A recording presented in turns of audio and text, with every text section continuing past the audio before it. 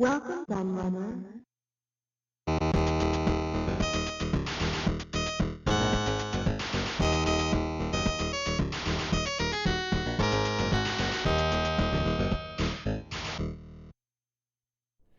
Hello everybody, Kieran aka The Laird here, and I've got a nice little Atari Jaguar related video for you today, hence why there's this selection of nice brand new sealed Jaguar games in the background which I've stuck there as props. Um, but what we're going to be looking at, as you probably already see from the title, is some Jaguar leaflets and catalogues and kind of memorabilia of sorts, I suppose, like this that I've just put into the camera shot. Because quite recently I acquired the one that you can see in the middle, which I'd been after for absolutely bloody ages. Because I had this when I was a kid. In fact, I had a whole flipping stack of them that I got from a local store. I'm trying to think where it was. It was either Silica Shop or it was Calculus. I can't remember which one of the two it was. I've got a feeling it was probably Silica, but I'm not sure. It could have been either. Because they were both the two main places that I was buying Jaguar games at that time. So yeah, it could have been either one of those. But certainly, it annoys me that I had so many of them back in the day. But it's been so hard to get one of these. Every time I've seen them on eBay, they've gone for stupid prices. Um, but thankfully, this one ended a really, really stupid time. I think it was the middle of the day, like 2 o'clock in the afternoon or something. So the seller really messed up there, putting it, an auction that ends in the middle of the day when no one's online buying stuff really. And I got it, I think it was for a tenner. So I was pretty happy with that. So I've got these and I've got some other bits and pieces as well to the side of me. But we'll start with what we've got here. Actually, we'll start with these little leaflets, of which I've got two of. Um, because actually, I bought some.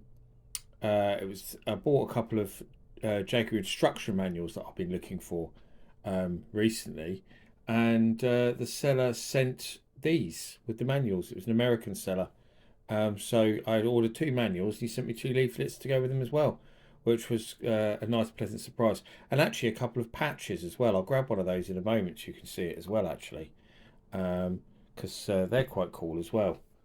But apparently, they were Jaguar patches, so they've just got an Atari logo on. I'll see if I can grab one. But yeah, so we'll have a look at one of the leaflets first. So these.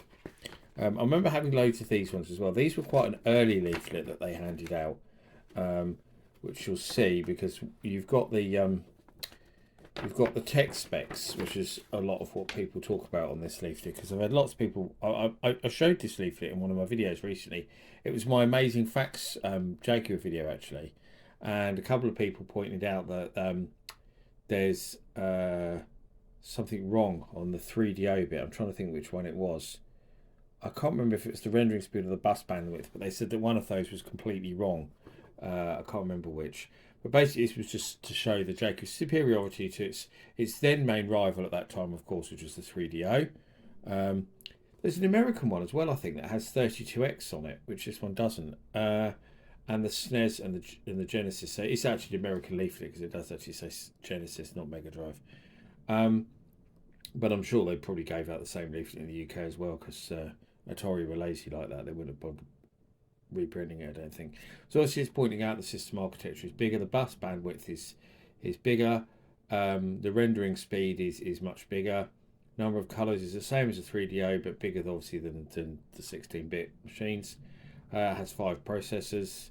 Has an object processor, which the others don't. So that's a bit of a 16-bit CD quality sound, S-video and RGB. They're kind of pointless things to point out, I think, really. Especially seeing as the Mega Drive has those, SNES has those, so I don't know. Anyway, and then obviously it shows some games here. So interestingly, you can tell this is quite early because it's got Ultra Vortex there, which was later changed to Vortec because apparently the Ultra Vortex name was already trademarked weirdly. I can't remember what it was. It was some kind of. It was something nothing to do with video games, but because it was already trademarked, they couldn't use it, so they had to change it to Vortec. which is quite funny. We've got Checkered Flag, Pinball Fantasies, Robinson's Requiem, which never actually came out back in the day. It's a CD game. Never came out, but has since been released. It was found complete, and they got it released through Songbird. Rise to Robots Jaguar version never came out. Supposedly it was worked on. I've heard from people who worked at Mirage, was it, who developed it? And no one knows what happened to it though. Anyway, this is Predator, of course, Kasumi Ninja, which is an early shot because that background wasn't used in the game. Dungeon Depths, which is kind of pointless because it's not even a screenshot, it's just like a drawing. Quite pointless. Wolfenstein 3D and Syndicate. So, and then if we turn it over, that bit obviously just is the front, that's the back, which is about the Jaguar CD, which of course wasn't out at that point, but it lists the specs for it. And then in the middle, we've of course got the Do the Math woman, quite a famous thing, obviously. And then some more pictures of games, which again includes some stuff that didn't come out, like Biosphere. I remember thinking that looked really cool from the screenshot. But that never came out. Battle Wheels never came out. According to the guys from Beyond Games who I interviewed for Retro Gamer, Battle Wheels was just over 50% complete for the Jaguar when it was put on hold because Atari wanted them to finish Ultra Vortec first. They really wanted Ultra Vortec out. They were working on both at the same time. But Beyond Games were quite a small team. They only had sort of one main programmer who was actually the owner of the company. Then various other people who sort of assisted him, and artists and musicians and stuff like that. But they weren't a very big team. I think there's only like 5 or 6 of them there. So yeah. But unfortunately, they said that they didn't have it a prototype of it anymore or anything. So they don't know what would have happened to it. They doubt anyone would have had it. They said they said it would have been sent to Atari, but that's the only place it might come from if it turns up. Such a shame. Such a shame. Flashback, which is weird because it's just a picture of the box art. Jose's and Booga never came out. It was advertised though, which makes you think it must have been quite complete for ASG to advertise it. They advertised it alongside the Jaguar Video Jukebox, if you remember seeing that in magazines. It was supposed to be for Jaguar, Mega Drive and Super Nintendo, where you use the you could put loads of cartridges into it and then you use the unit to switch between them, which ones you wanted to play. Quite clever, really. Air Car Wars, obviously it just became Air Cards, so an early version of that. No screenshot, just an image, but that was released. One of the last, I think it was one of the last Jaguar games to come out actually in the end. Only got quite a limited release. The original copies of that are really rare. Reproductions have been issued officially since, but the original copies are really rare. I've got an original copy. Only came in the instruction manual, no box, which is really weird. Actually, one weirdly thing about that was that Telegames signed up to distribute the game in the UK and advertised they were going to, and even sent review copies to magazines like Ultimate Future Games, but never released it. So that's very, very strange. Arena Football by V-Real, never released, but a prototype is out there, which is semi-player, but it's probably maybe about 60% complete or something like that. Dragon Slayer, of course, CD game did come out. Assault never came out. What we've got down here. Barkley, Shut Up and Jam never came out, but we have got a prototype which is complete. Club Drive, of course, load of old rubbish. Ultimate Brain Games never released. We do have an incomplete prototype of that. It's weird that never got finished though, because it was being worked on by Tech in the UK, Tech London, who did Brutal Sports Football and loads of other stuff actually. Tech were quite prolific as far as Jaguar developers go. So it's strange that was never finished, because that was pretty much the earliest game announced. It was supposed to be Telegame's first game, and Telegame's first game ended up being Brutal Sports Football, which of course you can see there, which was also done by Tech. In fact, the same programmer worked on that and that. So I'm guessing that they thought that was the better game or something, and I don't know. Hardball 3 never released. Screenshots, there is some screenshots of that out there. and I've spoken to someone who worked on it. What's his name? The producer at Jaguar, but produced loads of Jaguar games. I can't think what his name is now. It's just gone out of my head. But he said that it was certainly worked on, and actually it was quite far along. So God knows what happened to Hardball 3. Troy Aikman Football, that of course was released. Double Dragon 5, The Shadow Falls, which was released. A strange thing to note actually about Double Dragon and Troy Aikman, which were both for Williams Entertainment, were both programmed by Telegames for Williams Entertainment. But Telegames didn't program Brooks Sports Football and Ultimate Brain Games, which they released, but they farmed them off to Tech. Very, very strange. They were doing Tiny Toons for Atari as well. So Telegames were programming all these games for other people, but not programming their own games. So strange. Battlezone 2000, which became Hover Strike. Though, funny enough, Leonard Trammell claims that they're separate games, but they're clearly not, because there's screenshots that prove they're the same game. Plus, Rob Zabidal, who was the main programmer on Hover Strike, confirmed that it was Battlezone 2000 as well. Rob Zabidal, sorry, I pronounced his name wrong there. It's a hard name to pronounce. Doom there as well. Brittle Hockey, again, never released, but we have got a complete prototype and a near complete CD version of that game as well. And that's it. That's all there is to see on that leaflet, but quite an interesting little leaflet. I could fold it up now, which I can't seem to do. So what we got? We'll look at that last actually, so I've got another one here. I've got some Telegame stuff. So I've got a Telegames price list. This is a fairly recent one, but not that recent, because it shows pretty much everything in stock. Whereas if you go to Telegames now, you can still buy Jaguar games from Telegames. A lot of people don't realise that. They still have new old stock, which you can go and buy from them, which is actually in many cases a lot cheaper than buying it from eBay, that's for sure. But loads of these prices are well off what some of the stuff is now. Like for example, I know they've got Club Drive in stock, but I think it's £100. They've got their 40 quid. Breakout 2000 certainly isn't 40 quid either. That's closer to £100 as well. Stuff like Attack of the Mutant Penguins they don't have anymore. They certainly don't have air cars. So stuff on there that they don't have, which on this list they obviously were saying that they did have. So I'm not sure how old this is. I think I got this list when I first started collecting Jaguar. So that would have probably been about 2003, 2004, around that time. So I'm guessing that that's when that leaflet, this price list, originates from, because then Jaguar games were pretty easy to get hold of. I mean, they've even got Rayman, for example. I mean, 70 quid, but they've got Rayman. So, what do you, Protector SE is on this. So whenever Protector SE is released, because that's got 90 quid, I'm guessing, I can't remember what year that was. I think it was about that time though. But I'd imagine that that's probably when this leaflet originates from. Turn it over there around, so you've got a Lynx one as well, which is similar in fact. They've got lots of stuff. They changed the price of lots of things as well. Changed Lemmings' Xenophobe, which have become quite rare, to £100. Ninja Gaiden, £100. Haven't got any of that stuff. They put price guide only. Obviously prices were changing all the time at that point, I'm guessing. And we've got this Telegames catalogue, which I've actually shown in some other videos before. I think I showed it in a Lynx video that I did, because it's not just Jaguar. But we'll go inside, because in this front cover here we've got some Jaguar stuff. Down there we've got Breakout 2000 in it, which of course they published under license from Atari.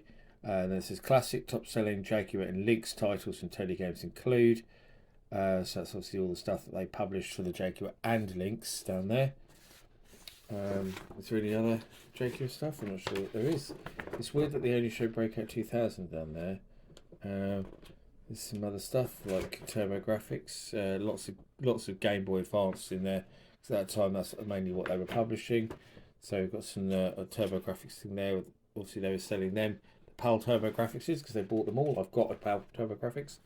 On the back, we've got some other, that's PC stuff, I think. Everything they stock. What Video Game, which I have and I've uploaded to my channel. If you want to watch the What Video Game documentary, because it's amazing. So that's it. Actually, on the cover it shows some PlayStation games, so including Iron Soldier 3, which of course has a Jaguar connection, but they posted it. And there's some bits that went inside, but these haven't got Jaguar games on. That's more Game Boy stuff. Actually, look, Towers 2 for PC CD. They published it for PC as well, interestingly. Of course, there's a new version of Towers 2 coming out, an enhanced edition. But Songbird are publishing that, so I'm guessing they bought it off Telegames. That's more Game Boy stuff. So you can get a Soccer Kid beanie though. That's Jaguar related in a way, isn't it? And an advert there for Alpine Games actually being available for the links, which is quite cool. So let's stick them over there. So let's have a look at the main event, so to speak. I might have to zoom this out a little bit actually, because I think wrong way. Because I think it's not going to fit in frame. Seems I'm already. Seems out as far as I can go. Oh, there we go. There we go. That's a bit better, isn't it? So let's have a look at what's in this one then. So obviously, Jaguar, your future is 664-bit. You'll see that the price is $149 excluding game. So at that point, they were no longer bundling Cybermorph to bring the price down, and $149. So I think this is from 1995. And the fact that it shows Highlander and Rayman on the cover also suggests it's 1995. I don't know if there's a date on it anywhere. So we'll look at it. We'll go through it. So, oh, there's no staples in this. Just noticed that. Maybe someone took it apart to scan it. So what we got then? The future is 64-bit, so obviously a bit about the Jaguar. Starts off with Doom, which is saying got a 94% score in Games Master. I mean, everyone said it was brilliant because obviously it was. Attack of the Mutant Penguins there as well. So that's in Christmas 95. So this must be for 95, yeah, like I said. Defender 2000 up there. And Fight for Life, which of course was the last Jaguar game released by Atari. That's saying December 95. It wasn't released till 1996. Got delayed so many times, Fight for Life. It's ridiculous. Because it was literally just like one guy working on it on his own. And in the end, they had to get high voltage software to help him with it because he was struggling so much trying to do it on his own, which is crazy. Yves Bertrand, who also worked on Virtua Fighter, which is why they hired him to do Fight for Life. Jag Fact, so talking about 64-bit. So here we go. What we've got here, White Men Can't Jump down the bottom there. Tempest 2000. Fever Pitch Soccer, which I've got the box for in the background actually. Not great really. It's not a big upgrade on the Mega Drive version. Supercross 3D, which is crap. Again, I've got that in the background there as well actually. Great reasons to buy a Jaguar. So obviously it's got a list of games, a lot of which weren't out then and certainly never came out. So for example, Black Ice White Noise is on there. Sudden Impact, Veruna's Forces, Starlight Bowlerama. And some of these we've got prototypes for, but certainly not Starlight Bowlerama. That was talked about for ages. Magic Carpet's listed on there. Creature Shock, Commando. So there's lots of stuff on there that never came out. Dactyl Joust, a famous one. Everyone wanted to see that because it looked amazing. Gotcha, which apparently Gotcha's pretty much complete, the programmer said. And he said he was going to release it, but we've never seen it, unfortunately. I think he's got his fingers burnt a bit because he popped up and was talking about it because it was the same guy who did the Jaguar port of Cannon Fodder. But unfortunately, being how crazy the bloody Jaguar community is, I think he went on Atari Age and got trolled relentlessly, like people on Atari Age like doing, and buggered off and never came back, which is a great shame. The 3 Highlanders are all there, I noticed as well. Highlander 1 obviously was released. Highlander 2 was apparently completely finished. And somebody has Highlander 2, but they won't release it. And Highlander 3 was mostly complete as well. And that's been confirmed as well by the person who worked on them, by the guys from Law Design, Stephen Mitchell, said that Highlander 2 was definitely complete and sent to Atari. And Highlander 3 was very far along, because they were worked on pretty much all at the same time. So there's Rayman, of course, awesome, probably one of the Jaguar's best games. Some stuff about the Jaguar CD ad on there. CD games, Highlander, which I really like. Has a lot of people don't, but I love it. Primal Rage, of course. F1 Racer, which became World Tour Racing and became one of the Jaguar's last commercial games. It was released through Teddy Games in the end. Battle Morph there. Brilliant game, Battle Morph. One of the Jaguar's best games by far. 05. Another one that ended up getting released by Teddy Games. Mortal Kombat 3, which of course was supposed to be exclusive to Jaguar originally. They boasted about it so much. The Jaguar version of Mortal Kombat 3 apparently was shown. I think it was at the CES show. People played it, and people talked about how it was completely playable, but there was only like, I think it was 4 characters that you could play as. That was all that was implemented. Probe Software were doing it in the UK, I believe, from what I remember, but nobody knows what happens to it, unfortunately. But it's said to have been pretty far along and certainly playable. And then on the back, this is a UK leaflet, I should point out here. So you've got a UK phone number there. And we've got a list of all the places where you could buy Jaguar in the UK. So if I could find some of the places where I bought Jaguar games. So is Hemel Hempstead on there? Because that was one of my main haunts at the time where I bought Jaguar games. So there we go, Hemel Hempstead. Games Without Frontiers. That was the one in the marketplace. So that's there. It doesn't have Calculus on there though, which is strange. Which is the other place in Hemel that I bought stuff from. Don't know if it's got St Albans on there. It has got St Albans. Weirdly, it's there and then cut off, so it's at the top. Software Plus St Albans. Yeah, I bought games from there. What else was near me? My town didn't have any game stores. Harpenden, where I'm actually from. And then Luton, another place I used to go to on the train, Future Zone in Debenhams. See, Debenhams was Silica Shop, so I bought a lot of stuff from Silica Shop. My Jaguar CD came from Silica Shop. They were brilliant, Silica in Debenhams. Really big one in the Luton store as well. It's really good. So excellent. That's that leaflet. Oh, I didn't. Yeah, I did do the back. Of course I did. That's everything there. So yeah. That's it really. Nice little look at some Jaguar catalogues. Oh, hang on. I did say about that patch, didn't I? So yes, the Jaguar patch. I've got it here actually. There we go. That was the one. Well, not Jaguar patch, Atari patch. So he sent me 2 of those. So I've got 2 of those as well. That came with those catalogues, which was kind of nice. But yeah, but that's it really.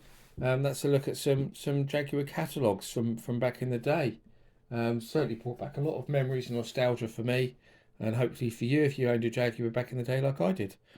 But as always, I thank you for watching. I've been the Laird, and I'll see you all again for another video very soon. Bye bye.